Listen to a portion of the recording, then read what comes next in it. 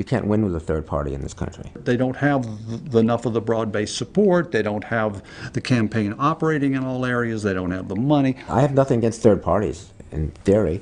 It's just I have something for reality. You know, I have this attachment to reality. The reality is that one of those two flawed candidates, Bush-Kerry, is going to get elected president of this country. And a vote for this shimmering ideal is to throw your vote away. Everybody has internalized this. They've bought into the propaganda of the Democrats and Republicans that only they are entitled to put forward alternatives. It shouldn't be that way. It's robbing us of voices of dissent, of new ideas, of thinking outside the box. It wasn't designed to be a two-party system. It never has been two parties. It's as though Republican and Democratic Party is a constitutional notion. It isn't. This country was created, there weren't any parties. And in fact, the framers of the Constitution, the founding fathers, they specifically warned against having parties in the United States. James Madison, Federalist number 40, wrote that he fears for the danger of faction in the United States. And it's exactly what we have now. So you have two parties that think they have a God-given or constitutional right to exclude all other viewpoints. Yeah, it's a funny history, third parties in America. There were third parties around from really 1800.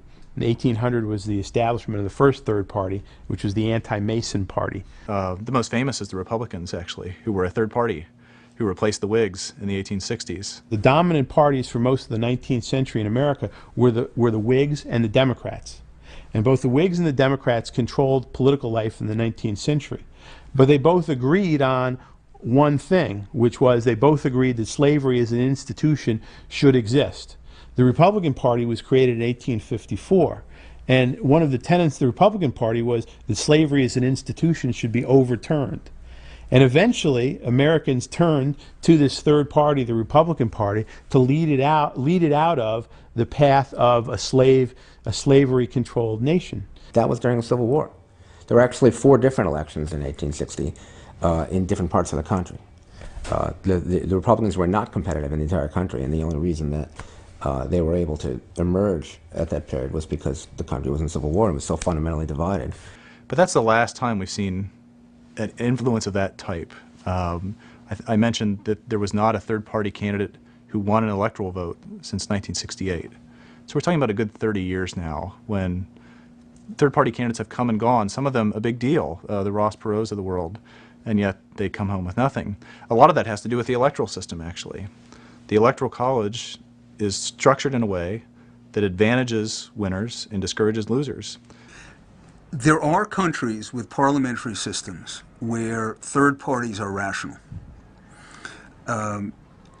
Essentially because you get something for losing. The candidate who wins the popular vote wins the Electoral College vote even bigger. So it exaggerates the victories. And that means if you're the loser in the Electoral College, in the popular vote, it exaggerates the loss. And so it creates a sort of false mandate. Unfortunately so, which is why I'm a big fan of proportional representation, that type of government that is exercised in Europe and other countries, because it is more allowing, of a range of, sort of partisan ideas and mechanisms that support those partisan visions. In some ways, Ralph is, could be a great president in Europe. Could win in Canada. He could have won in Canada 10, 15 years ago, I know. Somebody who's running for political office in this country as if it were a different country is what shall we say, is hallucinating. Because of our political system here, it's just too disinviting. It's this country, with this Constitution, with this system. If you're a third-party candidate and you earn 10% of the vote, and it's 10% in every state, you get not a single electoral vote, so you get 0 on that map that it flashes on election night.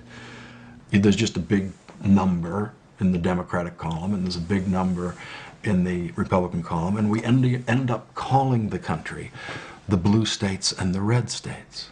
And we think those are the only two colors that exist, and we think that actually describes a state. American parties are big, baggy monsters, to paraphrase what Henry James said about Russian novels. Loose, baggy monsters. They don't have principles. They are loose assemblages of people of very different stripes.